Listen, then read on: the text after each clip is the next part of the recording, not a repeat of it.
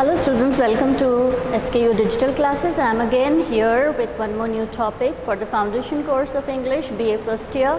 All these classes which are mentioned here, my name is Nivedita Alexander, and let's begin with one of the poem of Rabindranath Tagore in your syllabus. So,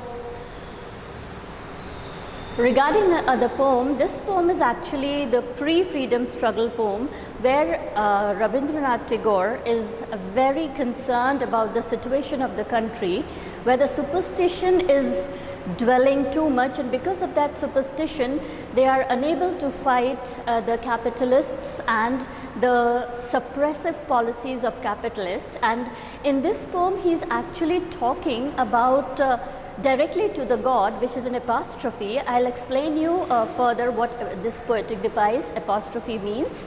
So here this poem is actually the part of his collection of poems, which is Gitanjali. Who doesn't know about Gitanjali? And it was probably written in 1900. Now this poem was originally written in Bengali, and Rabindranath Tagore wanted this poem to be spread across the world. The India and Bengal were highly moved with the ideas which are here, and to express and to extend those ideas against broadening the horizons of your mind, your thought getting over and coming out of the superstitions which were dwelling, fighting on the truthful things, prejudicing on the rubbish issues. All those things he is directly, when he saw the things are getting out of the hand of the leaders or of any human hands, he is directly speaking to the God and asking God, he is involving God and asking God, oh God, please broaden the horizon of our countrymen. So there are a lot of poetic devices which are used in the poem, and it is translated English for the non-Bengali readers, because as you know there were Portuguese, there were French, there were English people of course during that time. So there were non-Hindi speaking readers as well who wanted to understand the essence of the poem. Now the word where the mind is without fear does not require any intonation. When I say intonation, that means any explanation. It is self-explanatory.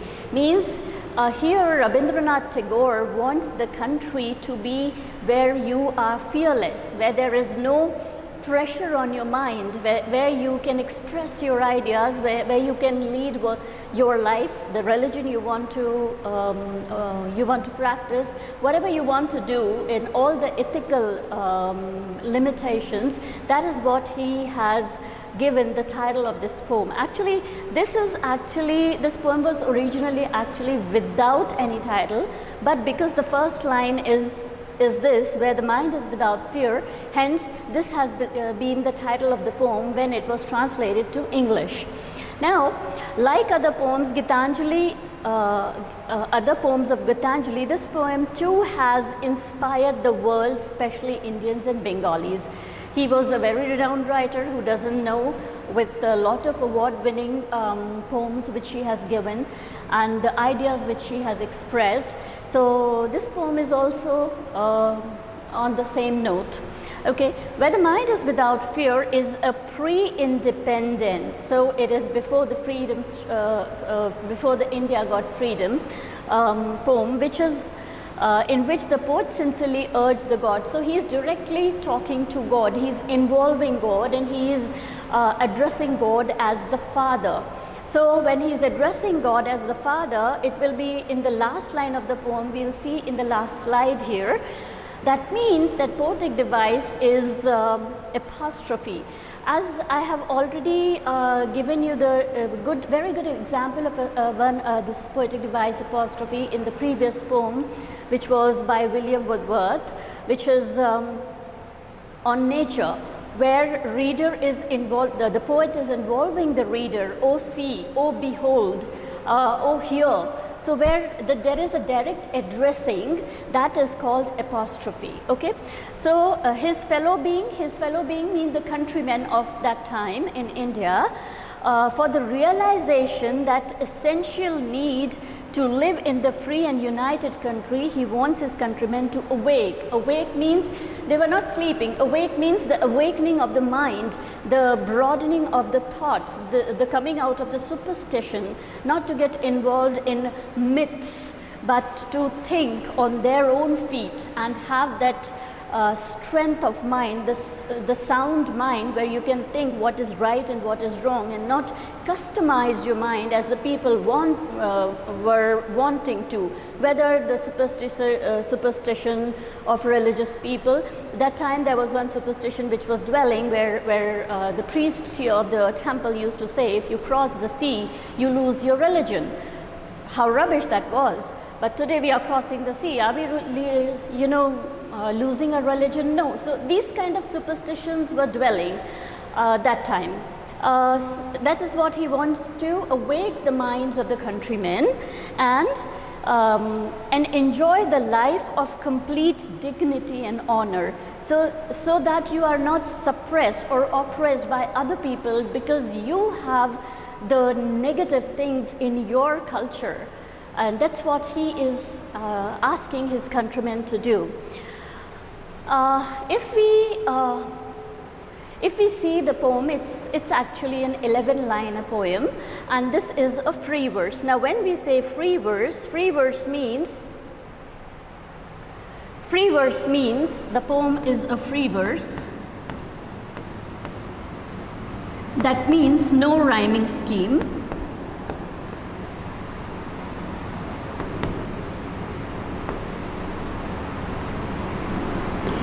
Most of the modern writers adopt this kind of a poetic structure, and when there is no rhyming scheme, obviously no rhyming words are there. So this poem is a free verse.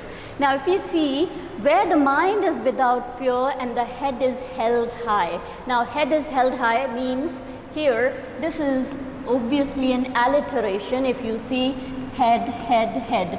The H sound, her sound is repeated, consonants at the beginning of every letter.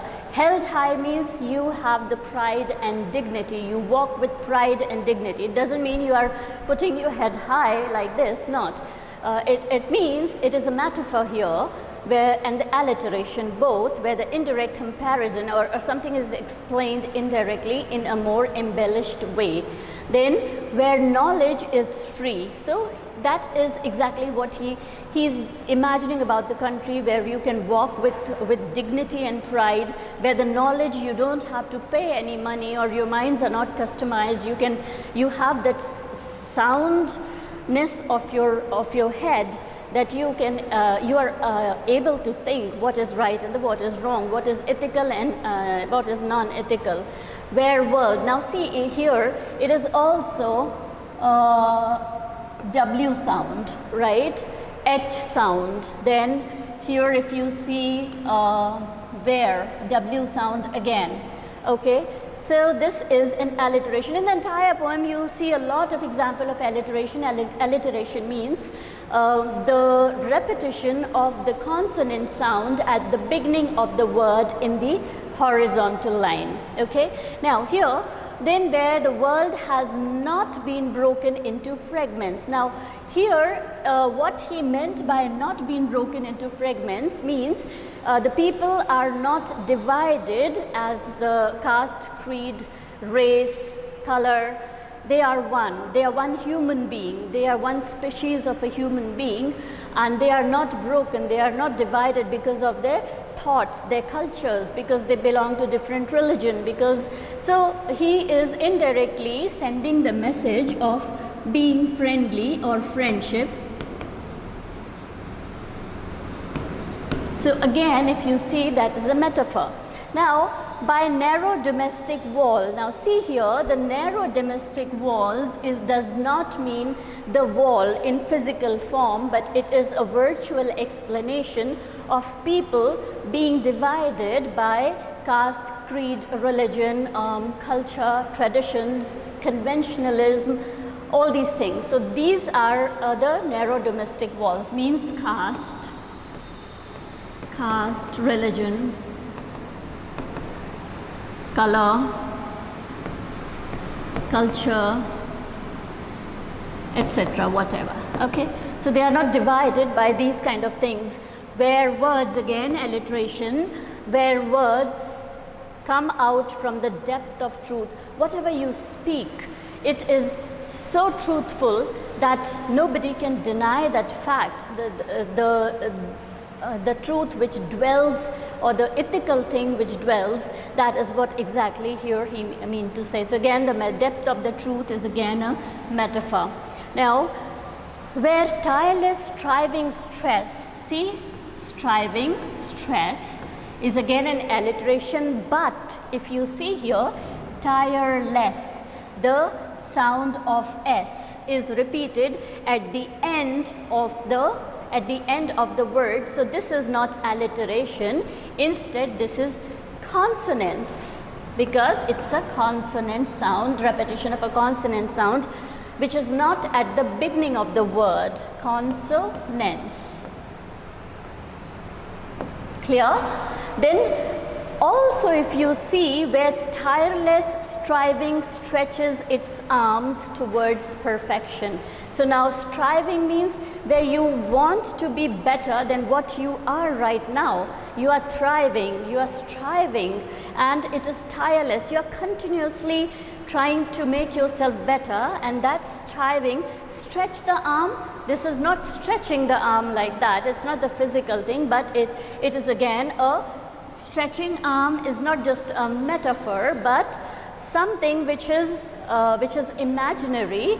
He is saying to stretch that arms means to open up your mind and go towards the perfection. So this is a non-living thing, a non-existing thing, which can only be sensed or felt, cannot be touched, is being compared with the arm, which is a living thing, or a person. A person have an arm. So this is personification. Okay, this is personification, another literary device, where anything which is non-living or non-person is compared with a person or a human being. So towards perfection, anything which is like the superstition, the religious mythologies which are dragging down the mindset of the people, not letting them be progressive, but dragging towards the regressive or retrogressive side, that is what he is trying, that it should be abolished. The people should come up of that mental levels. Now, where clear streams of reasons, now again, clear streams of reasons is again a metaphor. It doesn't mean you are reasoning for something and there are streams like the river or the fountains flowing. No, it's a streams of reasoning where you are thinking something, and those thoughts keeps on hitting your head like the water flows continuously in a stream. The thought of progression which keeps hitting your head, you always have the logic, the analogy is there again. So when you have the logic, it is an analogy. So if anyone is telling you something, oh, if you are going and the cat passes your way, that means it is a bad luck. So you always have to, you are reasoning something, whether it is a bad luck, some will accept that. So that acceptance is what he is, Rabindranath Tagore here is wanting you to understand. Think on your feet, whether it happens or it does not happen. Generally it does not happen, but some people believe it happens. So he is forcing the countrymen to think on the feet, do whatever is being told to you. Just don't blindly go and don't have a blind faith into it. Just don't go blindly go and accept that, but have your mind open, question it, analyze it, have a logic for that. You have to have a reasoning about it. So this is the thoughts. You know, you have to think by your own. Reason are not lost its way. So whatever you are thinking, they are not astray. They don't go here and they don't go here, but you are focused that this is right and I have to follow this way. Then into the dreary, deserted sand, the dead habits. Now, dreary desert sand doesn't mean the sand of the desert, which is hot. It is actually again a metaphor. It is a comparison with the intensity of people trying to customize your mind in the negative form, where you say, oh, don't touch that. The untouchability thing. Oh, if you will touch that, he will become a sinner, or you will become a sinner. Don't let the lower caste or scheduled castes enter the temple. All these kind of things were dreary desert sands of those times which were prevailing very profoundly at that time. Dead habits means the habits which are not good, which are not progressive, or which brings you back, or which creates the breach amongst the humanity, which hinders you towards kindness and humanity. This is here what he mean to say. So if you see in this particular line, there are a lot of poetic devices. One is dead habit, one is dreary desert sands. This is the comparison. So these are the metaphors, okay, both the indirect comparison. So metaphor 1, 2, the d sound is repeated, that is an alliteration, and that's it. Okay, now there is one more poetic device which I am going to explain you, and how that is fitted here, that also I will explain you. Okay, where the mind is led forward, the is the archaic English or the old English for you, where your mind, the for plural and singular both. So where your mind is led forward, where your mind or your thoughts are progressive. Now mind, see here mind, then there will be one more head, okay, head and mind. Now head and mind does not only mean to say the head and mind, but here he is addressing the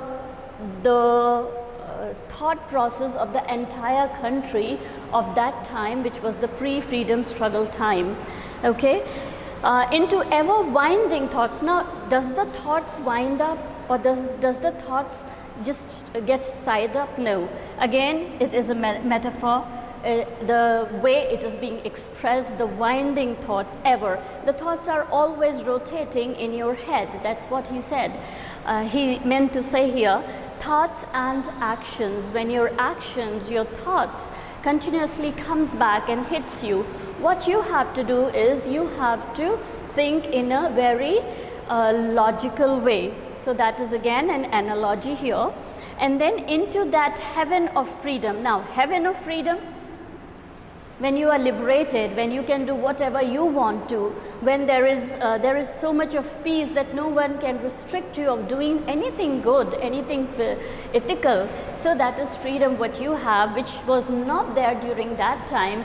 For every little thing, there were revenue system, there was the caste and creed system, there was an oppression, there was misuse of power, everything was there. So he does not want his country to be like that. What was he expecting? That his country should be so beautiful like heaven, whatever you want to do, you can do by your own. My father, let my country awake. Now if you see, my father, this is an apostrophe, as I explained you in the previous slide. Why? Because he is involving God. My father is God for him.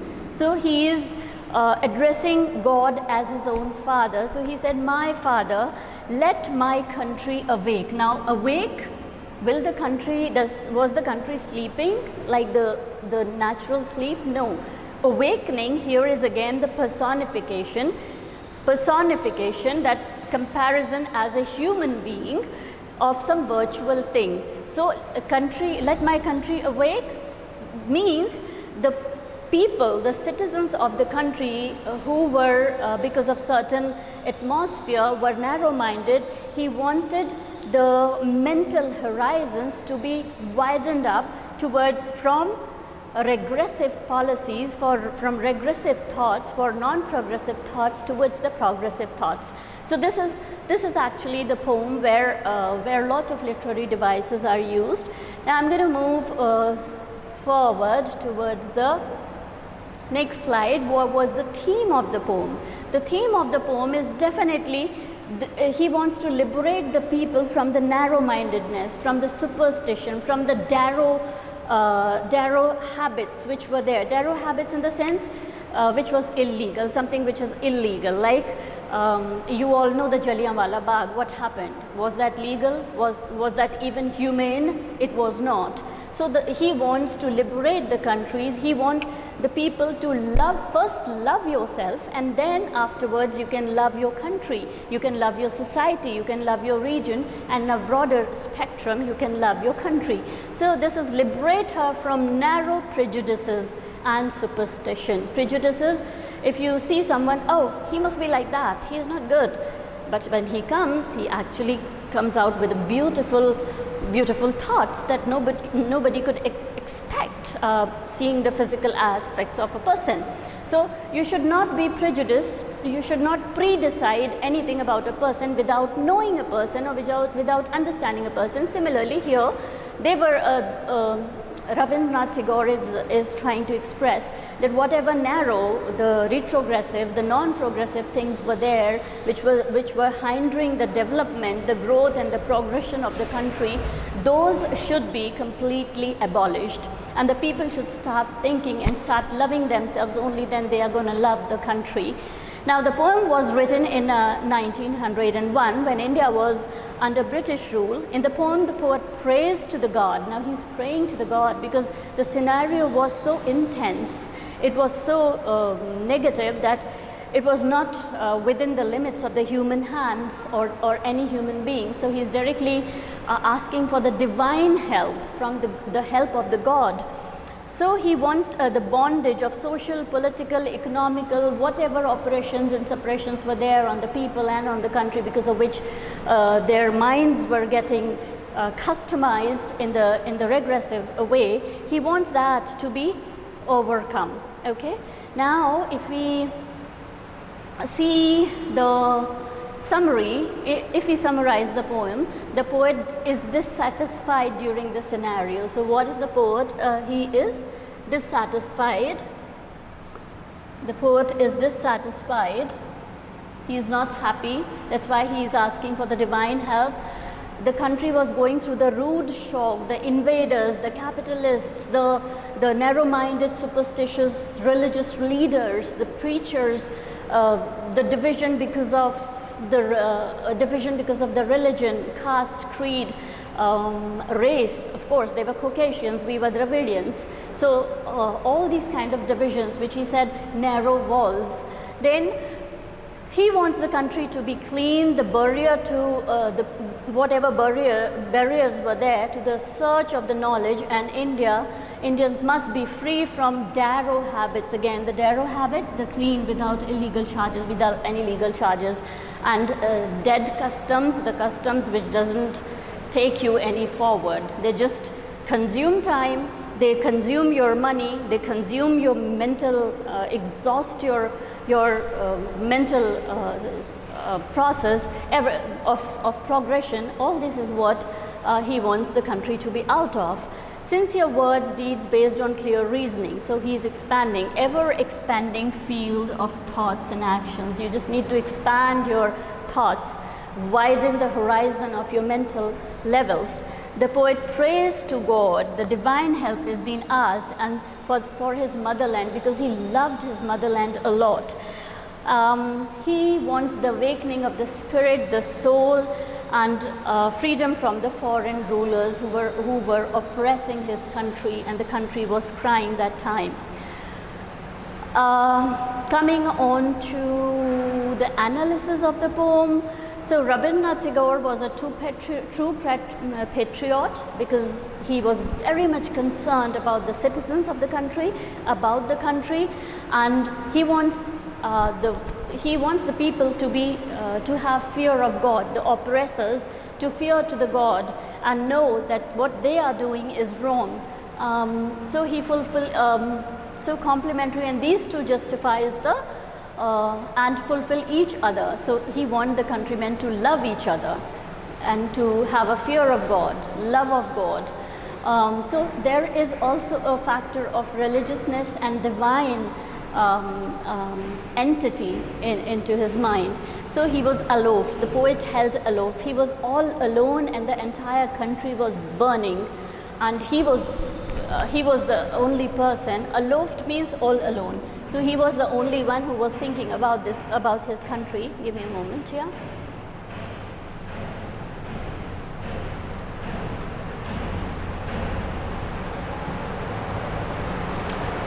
All right, and so-called patriotism, which means self-love of nation, which makes a man forget the higher value and principles of human life. So selfishness, he's asking the citizens to leave the selfishness. This is my religion and you are lower than us, we are higher than you, all these kind of things. He's urging the countrymen to leave this and think in a broader perspective and have the value and principle towards the human life. Stop killing each other, stop demeaning each other, stop belittling each other. This is what he is expecting.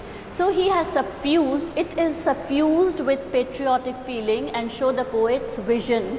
The Rabindranath Tagore always have a vision and has always expressed the vision in his poems. Free and ideal India. So this is the theme. Then his motherland is virtuous life. The countrymen should live a very, pure, virtuous righteousness should be there in the souls of the people.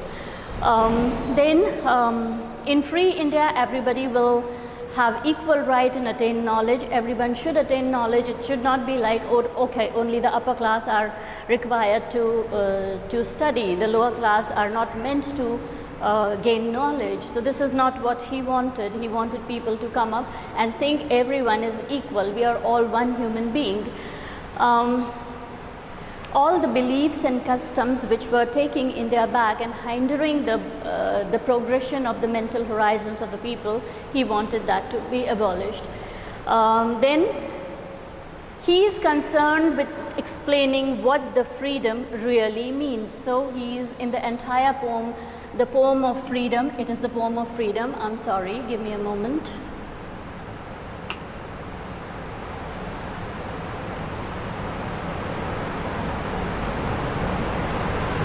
So it is a poem of the freedom, and he just wants everything to be good and nice, like an ideal world is what he is expecting here.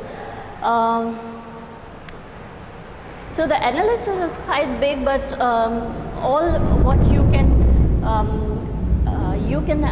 have a crux of a poem is poem of freedom, of course. All from the spirituality, you should be pure, you should think nice, you should be good.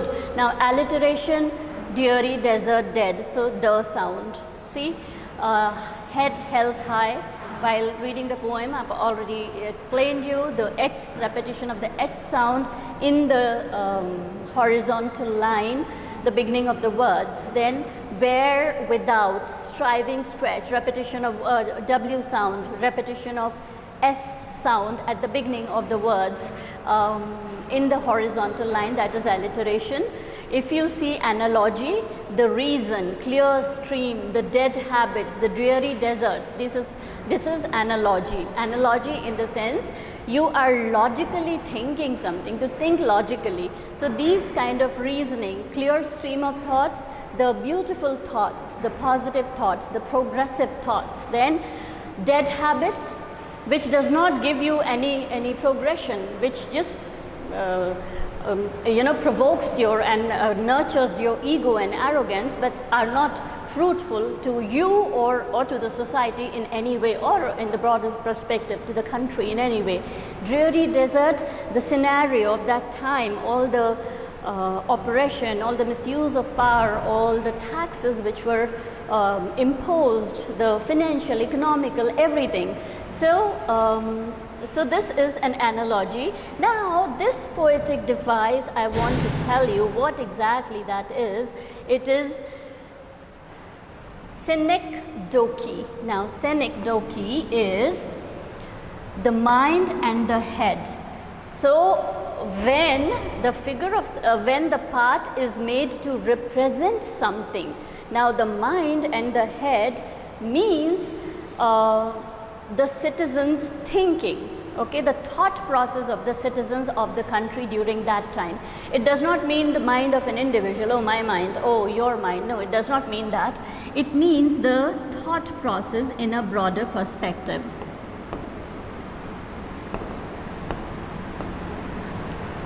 Thought process of the citizen in broader perspective. Now anaphora, now let me tell, if you have seen the poem Where Mind is Without Fear, where, in every line there is a word, every line starts with a similar word, which is where. Now when any line or clause starts with a similar word, that is called anaphora. In the last two lines, you see the last two lines of the poem starts with into, that is again an anaphora. So when the repetition of the word in the consecutive lines in a horizontal manner, that is called anaphora, and the horizontal line, okay. Then I'll also explain you what the repetition of the words in the horizontal line is. That is called repetition. The repetition of the words at the beginning of the line in the vertical line, that is called anaphora. This is the difference, keep it in mind. Metaphor, I have already explained you, narrow-minded division of society, habits, dead, the desert, sand. So indirect comparison of anything. You know, he's explaining something in a form of a parable. That is a metaphor. Then personification, when a non-human thing is compared with a living person, like arms. Country is not a human being. It is a virtuous thing. And country, awake. Will country sleep and awake? No. The sleeping and awakening, but here he's using the word awake. So in the last line, if you see that word awake is showing the personification, the comparison with a person. And then there is stretching of the arms. So the thoughts, the streams of thoughts, right? That is not an arm stretching, it is actually the way he wants to express, to give more emphasis on something, to express it in a better way so the people can understand in a better way. So stretching arms, again personification. Apostrophe in the last line of the poem where he say, oh my father.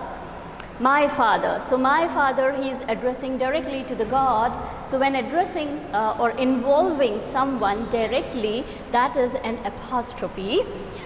Assonance, repetition of vowel sound. Assonance is a repetition of vowel sound. Assonance is a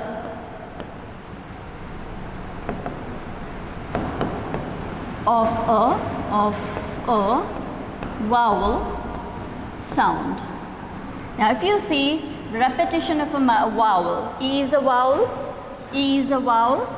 Now N-O, not, broke. So repetition of O, repetition of E, repetition of E. So in line 2 and 4 there is repetition of E and O, that is a vowel sound, so it is an assonance.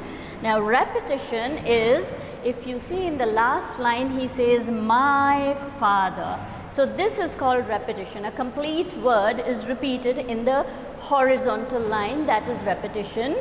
When the same word is repeated multiple times in the vertical line, that is called anaphora. Then consonance is a repetition of consonant sound in the middle or at the end of the word, not at the beginning of the word. That is the difference in consonance and alliteration. Alliteration is a repetition of a consonant sound at the beginning of the word in the horizontal line, and consonance is the repetition of the consonant in the middle of the word, anywhere or at the end of the word. Okay. Now if we consolidate all the literary devices, here are they. Alliteration, if you see in line 1, 3, 5 and 8, where this where the repetition of W sound, H sound, D sound and S sound is there. Then in analogy, I have already told you, like 7, 8 and 9 lines is showing analogy, clear streams of thoughts. The thoughts cannot be in the form of stream, of course, but that is an analogy. You have to think logically. The poet is asking you to think logically. So dead habits, the habits which are not fruitful, the habits which is not giving any progression to you or to the society or to the country.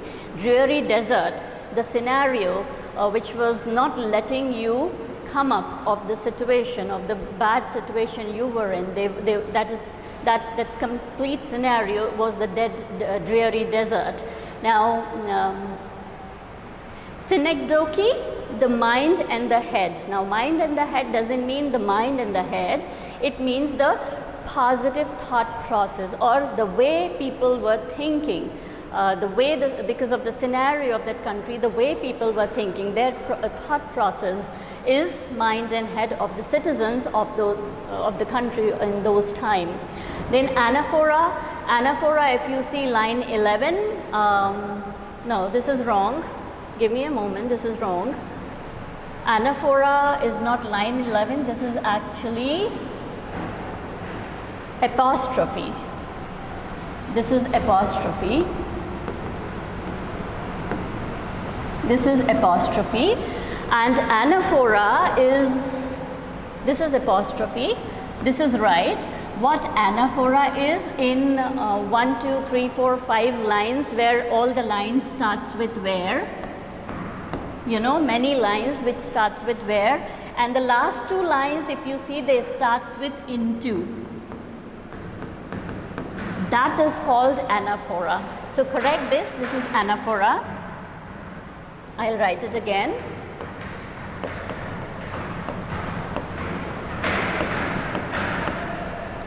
This is called anaphora, the repetition of the same word in the vertical line at the beginning of the line. Okay. Now metaphor, if you see, indirect comparison to express something. Okay.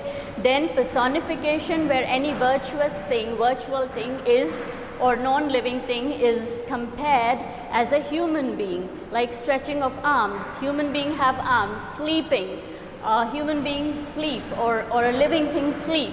Awaking, country is something which cannot sleep or awake or breathe, but here awakening means to understand, to wake up and see that, oh no, this is not right, this is wrong. So then apostrophe is directly involving the God. Assonance, as I already told you, repetition of vowel sounds. Then consonants, repetition of consonant sound in the middle of the word. Repetition is the word in the last line. If you see in the horizontal line, same word is used. My is used multiple times, twice or multiple times. That is a repetition. So here we end with our lesson. I hope you understand the poem and the crux of the poem. Stay tuned. We'll be back with some more new interesting topics. Till then, have a good time. Bye-bye.